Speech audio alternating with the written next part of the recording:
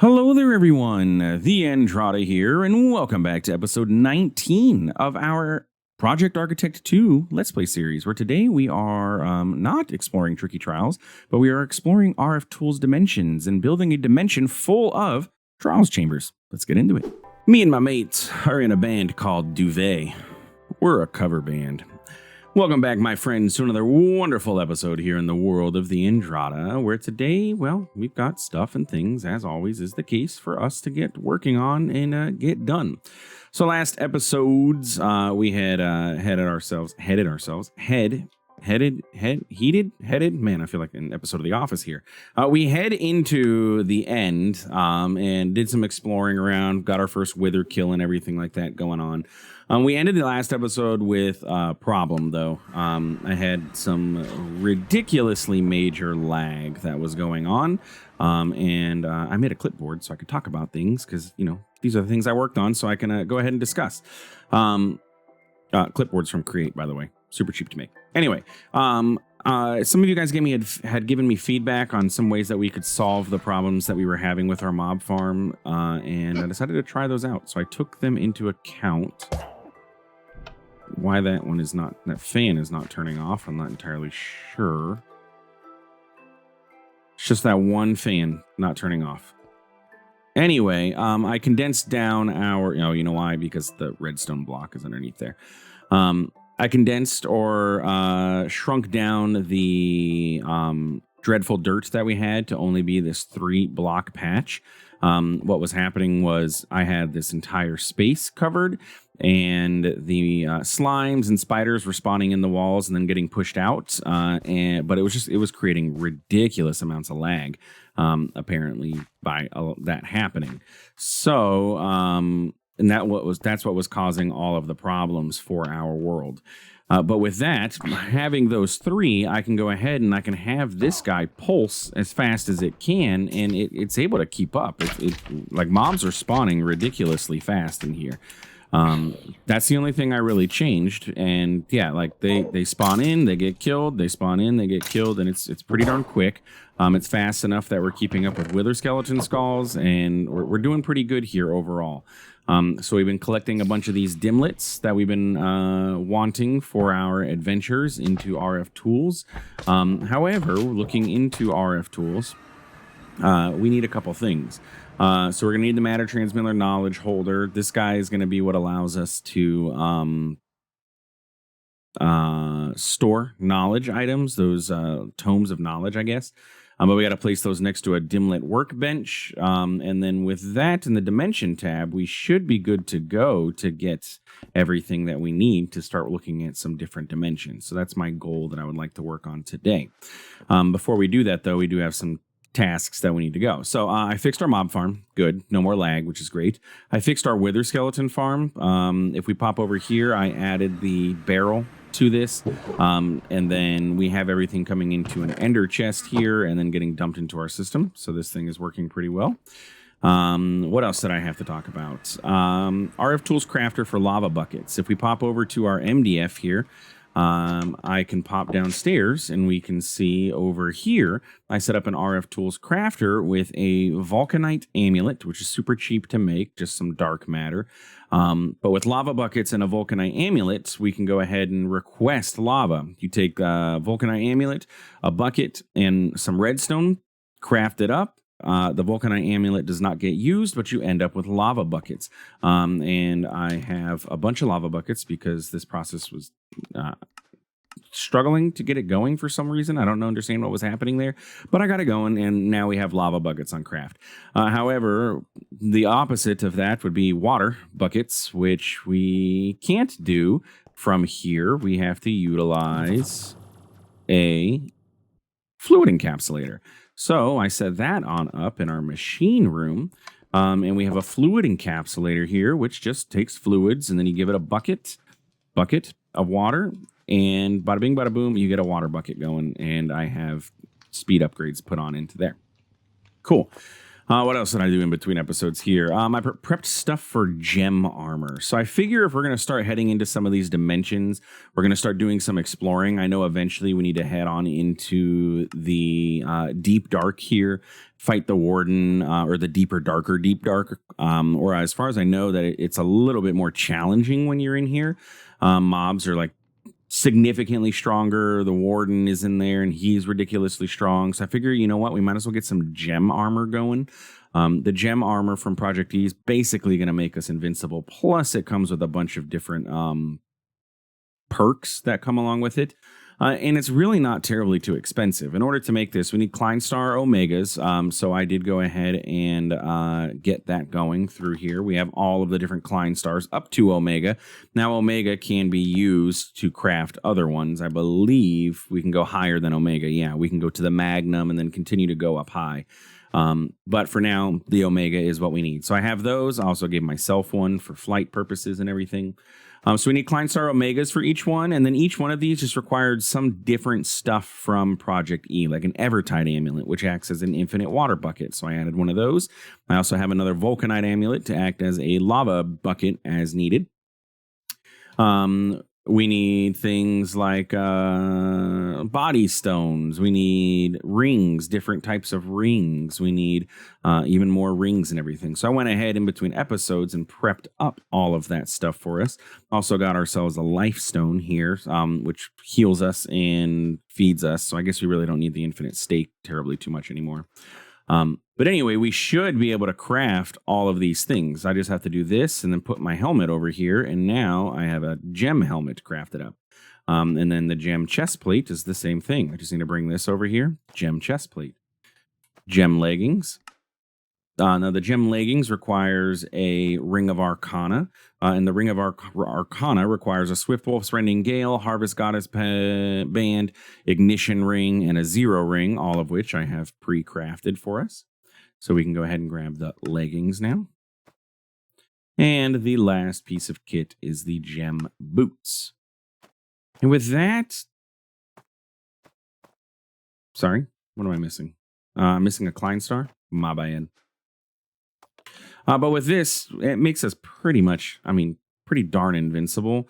I believe even with this armor, we can, like, the End Dragon really doesn't even, or not the End Dragon, the Chaos Guardian can't really damage us as far as I know. Maybe it can, we'll find out. But like now we walk fast, we have step assist available to us. Obviously we still have flight. We can turn on night vision so we can, see at night, which is great. I love night vision. We have infernal armor. I'm going to assume that means that we don't take any damage from lava. Like we can go test that out. Infernal generally means something, hell based. So if I pop into the lava, look, I'm not taking any damage here. Wee, look, woo. Okay. What else? Oh, am I walking on the lava? No, I'm just flying. Okay. Oh, no, I can walk on lava. I'm literally walking on this lava. I did not turn on flight. I actually undouble tapped. Oh, I have less gravity. So as long as I'm holding space, I can just float up. That's pretty funny. Okay, so that has to be what's going on the leggings. Gravity greaves, and then hurricane boots, which is I'm assuming is what makes us run fast. Yeah, 100% speed. So yeah, we're pretty darn OP. On top of that, we have our Qatar and our sword. I kind of want to get rid of our sword and shuffle our setup here. The sword is honestly superfluous. I don't need the sword because we have the Qatar, and generally I kill everything using the Qatar. I just don't like to have it as my main item that I hold because, of the issue that we had before.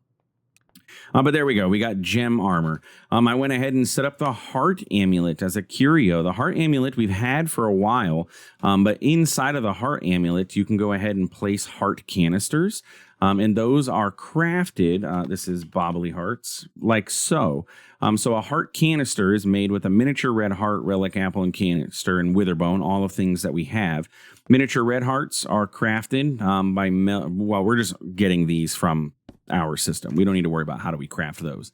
But we tier them up by using the miniature yellow hearts. Miniature yellow hearts are made by getting melted yellow hearts. We need 8 of those. In order to get one of these, we need to melt 9 red hearts. So it's essentially, what is that, 72 red hearts in order to get 1 yellow heart. And then with that yellow heart, we're able to make a yellow heart canister. I'm currently missing 2, but our mob farm is farming these up for us. Every single heart or canister that you put in here gives you an additional heart on your health bar. So I currently get an additional 14 hearts. You can have 10 of every single color. So by the time you're said and done, you can have a total of 40 hearts that are available to you. And there you can see there, I had the 10 red and then 4 of the yellow there. So yeah, pretty cool. All right, what else? Soulstone Curio, we talked about that, right? That was you? No, Soulstone. What's the Soulstone? No, I think it was the Lifestone. Yeah, Lifestone is what I meant.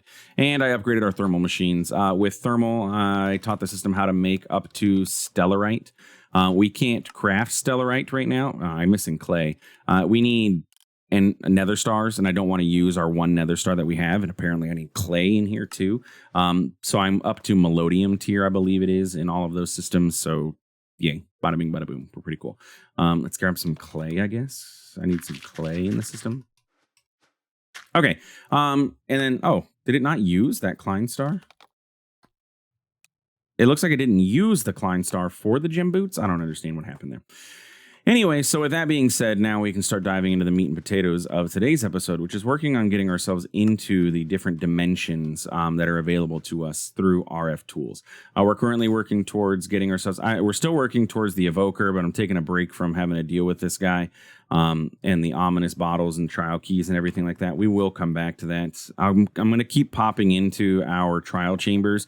You guys have said in the comments that this is the way to get the things going. Otherwise, I can get a spawner and spawn in pillagers, which will eventually spawn in the other guys, the banner dudes, and then we can get the bottles that way.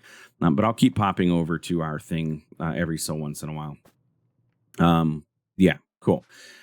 So with that, let's go ahead and work on getting ourselves into RFTools Dimensions. Now, I do have some of the things that we are going to need for this already made. I've had these sitting on these for a while now. Not you, but let's put you in here. So we have a matter transmitter, a dialing device. This is going to be what allows us to go to the different dimensions. We have a dimension editor and a dimension builder. From what I understand, from what I've read, we're going to go ahead and need a knowledge holder. So I might as well teach the system how to make empty dimlets as long as they're not terribly too expensive. Yeah, okay, not too bad. So with the empty dimlets, we should be able to go ahead and request a knowledge holder, which is going to store those tomes of knowledge or whatever it is that we're getting, along with a dimlet workbench. And this is going to be what allows us to make custom dimensions. We can just get non-custom dimensions if we wanted to, but of course we're going to want to go custom with everything. So we're going to need somewhere for this. And I think, didn't I say, no, I have this as my enchanting room. Maybe I could make it a portal room as well. Like this is enchanting, and then up top here is where our dimensions come from. Granted, I don't have the ability to get applied energistics over here, but I don't think I'm really going to need it right now until I get a quantum ring. What do we think of that? And then this could be like our different dimensional teleportation room. Granted, I'm only going to have this thing hooked up, and then we're going to teleport back to places and then back fairly quickly, but yeah, I like that idea. So let's go ahead and grab, there's a lot of loot in these, so let's go ahead and grab all of this stuff. Geodes and corundums and some stuff. What would be really nice to get would be like echo shards. I know we can get those in the nether though, or in the end. Maybe I should go explore some. Oh, your temporal pouch. I was like, why aren't you opening? I should explore some of those end cities. That's what I wanted to do. I remember when we were exploring in the end, I was like, oh, let me go into these end cities. But then I couldn't get in. It was being complicated on me. So I didn't decide to go in. But I remember now there was a reason why. It was to see if we can't get any echo shards, because they can spawn in those end cities. Okay, so if I decide this is going to be where our stuff is going to go. I wish this helmet gave me flight breakage capabilities. You know what I'm talking about? Where it doesn't, flying doesn't cause me to break things slow. Let's grab a flex network. We're going to grab a flex point for all of these things. So our matter transmitter is going to be the main. Let's do this. That way I can keep that there. The main thing that we're going to be dialing into. So I think that's going to have to sit right in the middle there, right? 1, 2, 3, 4, 5. 1, 2, 3, 4, 5. Okay. So the matter transmitter is going to sit here. And then the dialing device sits here. Does that work? And these two are linked to each other? Yeah. Something like that. I think that works. They do need to get power to them. But we can go ahead and handle that pretty easily. Flex point. Bam. And then you're going to be our dialing device. And you will be on the output network. Okay. Cool. So now these guys have power. And power. This is going to be the matter transmitter. So this is going to take us to where we need to go. So we're going to have to figure out how those two exactly work together. Is this correct? I'm pretty sure like we just have to dial the different locations. Start a connection between the selected transmitter and the selected receiver. But how do we link these? Do I need to do... Yeah, see, that's that. Oh, there we go. So if I want to dial this, there we go. I just had to double click on that to link this to this. So now if I step on here, I get teleported home. And that's how we're going to travel to our different dimensions. Okay, so this is our enchanting room is where we're at. So then I can go ahead and turn off the dialing device. We can interrupt this, and now it's no longer going to teleport us. So with that, we're going to also need to go ahead and get the other things that we needed for this. So we need a dimlet workbench and a knowledge holder. Those two are going to sit side by side. They do have to be touching as far as I understand. So there's a knowledge holder and a dimlet workbench. And then on the other side, we can go ahead and put our dimension editor and our dimension builder. So we're going to edit and then build dimensions. I think that's the play. So we'll go ahead and clear out some space down here. Get some more, or you know what? We can just run cables. It's not that big of a deal. Okay, and we'll rename this to our dimension exploration machines. Sure. And then we can grab some, not universal cables.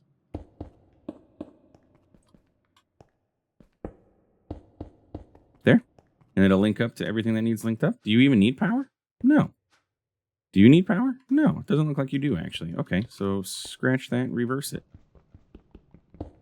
You don't need power, but everything else does. Okay. Tough luck. That's what they say to me. And then the polished is what went here. Okay. And then 1, 2. No, I think you still go there. Nope, not you. You there. Maybe I'll take you. Just to make it so that this matches. And then we can do that. Okay, cool. There we go. All right, so we have our dimlet workbench and our knowledge holder. So with that, let's go ahead and pop home. Let's go grab all of that knowledge that we have. Just chilling out at our mob farm. Inside of here, we have a bunch of knowledge. And you know what? We'll just grab all of this stuff from RFTools. I'm going to pop this, and this into there. And then all of these dimlets can go into our backpack. And we'll bring those over to our dimension area. Okay. And then we'll continue to gather more, of course, as time goes on. Why are you... Oh, I thought I put a ender chest over here. A white one. To pull those things out. Oh, well. Not a big deal. We can actually just go ahead and grab those. Sure, that works. And then dump those in there, and then I can make some more of those containers. Anyway, cool. Pop over to our enchanting room, and let's see what do we need to do to get this setup going. So I'm assuming this is the knowledge holder, so I'm assuming all of this stuff goes into there, but not those. Okay, so only those knowledge book pieces can go into here. And then our dimlet workbench, I'm assuming, is going to use those to help build dimlets. So we need to, let's see, all. That's just showing me what dimlets we have. If I put these in here, open the manual, open the manual, open the manual. Okay, that button doesn't work. Maybe we should grab it. We need a chest over here. Or a barrel. So I can shove all these things into, because I don't know what I'm doing. I just want to get a dimension going. So we need an empty dimension tab. That's this guy. Let me grab this first. I know we're going to need this. Let's go over to our enchanting room. And that was a quest for the dimension tab. So let's go look at the quest and see. Okay. Or was it a quest, or was it? It's part of Adventure Bound, isn't it? Cooking, bee stuff, warden, dragon. What was that? Oh, it's part of... No, not part of here. No. Well, it was a quest. You guys saw that, right? It was part of a quest. I don't know from where, but it's part of a quest. Anyway, this is going to be where we use these dimlets, right? So we're going to go ahead and put our barrel here. And then I can just go ahead and put these things in there for the time being until we figure out how this all works. So I'm going to assume that we need one of each of these in order to build our dimensions. So we know that for sure we wanted, there was the trials structures, right? We wanted the trials chambers. This is what we wanted. This is what was our goal, to be able to find more trials chambers. So I'm going to assume we need to use the structure dimlet. That is going to go into here somewhere. No. Oh, because we're below level. We're having an earthquake happen right now. Okay. All right. Freaking me out. This is a dimension editor. This is a dimension builder. Empty dimension tab. Again, the manual does not do anything. In a dimension inscriber where you can construct a dimension using dimlets. So do you go here? Okay. Well, no. All right, I got to look at the manual for this because obviously there's something going on.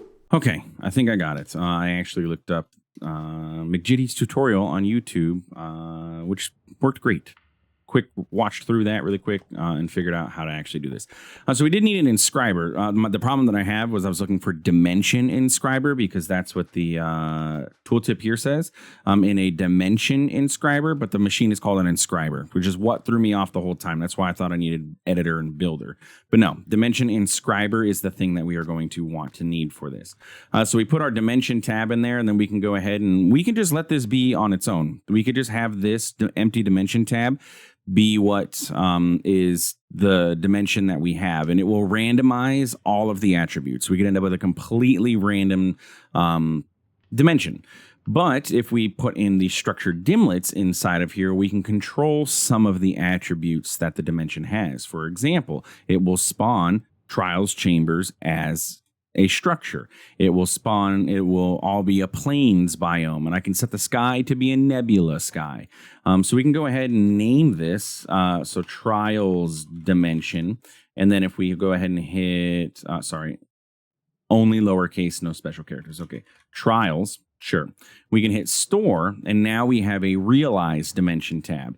Now we have to give it power in order for it to work.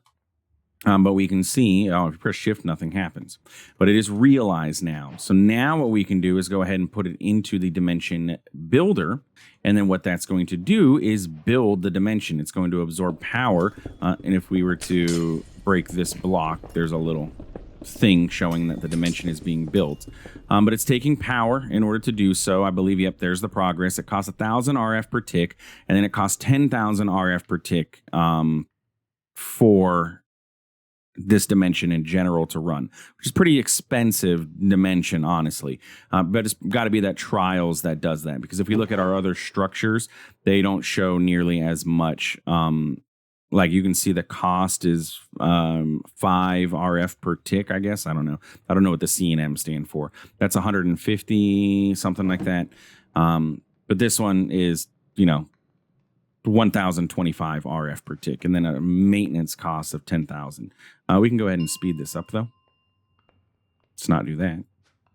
And then once this is done, the dimension is available. There we go.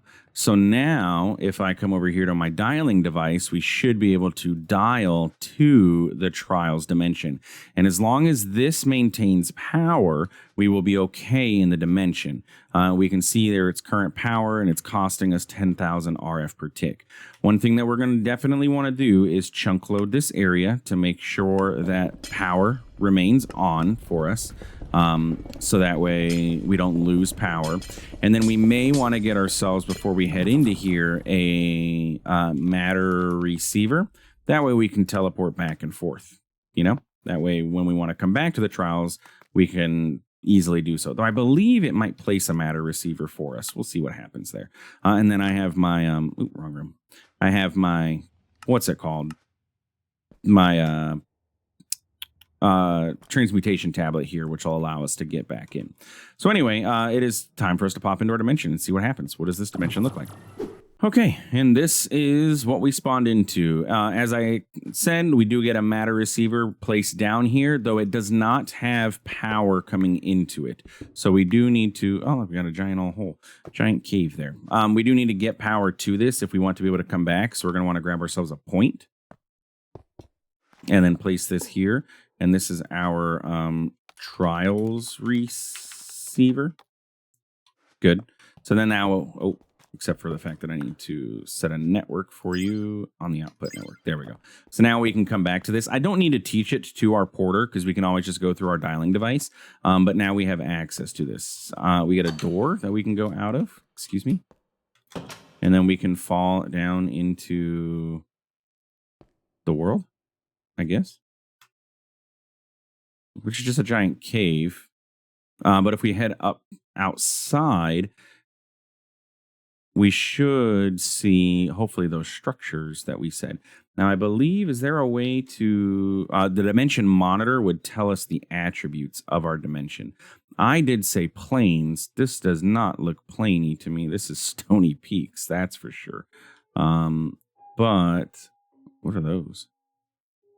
Oh, that's some weird block.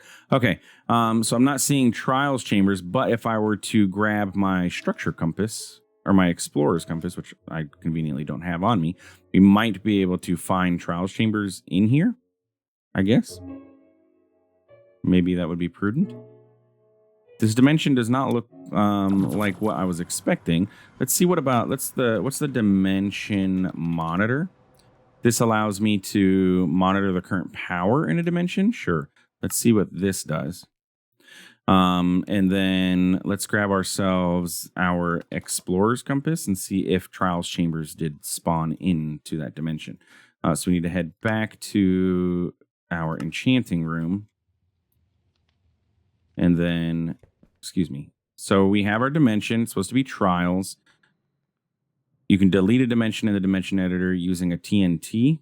I don't know what that means, but sure. Let's pop on into here. And then, okay, so we see this. This doesn't show me. I wanted to see the stats of the dimension, though. How do we see dimension stats? Let's go RFTools. Dimension. Is there another machine that allows me to see? Maybe the dimension editor does. And then I can plug in other dimlets. Structure absorber, biome absorber. Let's grab our explorer's compass and see how that works. So let's search for trials chambers. It does say that there is one found. Again, we're not getting distance, which is not exactly what I want, but this should be the only structure that is spawning here in this dimension is trials chambers. Now, how frequently they spawn, I don't quite know. So it says that there's a trials chamber right down here. Oh, I like that I can hold shift to...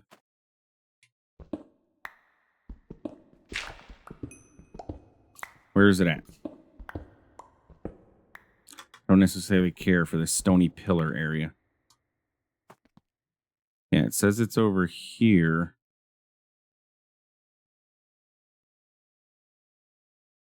So maybe we can like, can we edit this dimension then and then make it not be stony pillar? Yeah, because it's literally like this is center. So maybe if I dig down.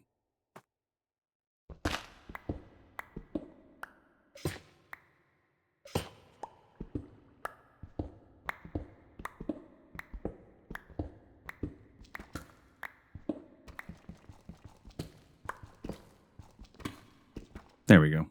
Boom. Okay. So it is trials chamber. We did find a trials chamber, which is what we were looking for. Why am I putting that stuff in there? This should go into here. Learn any of this stuff. Okay.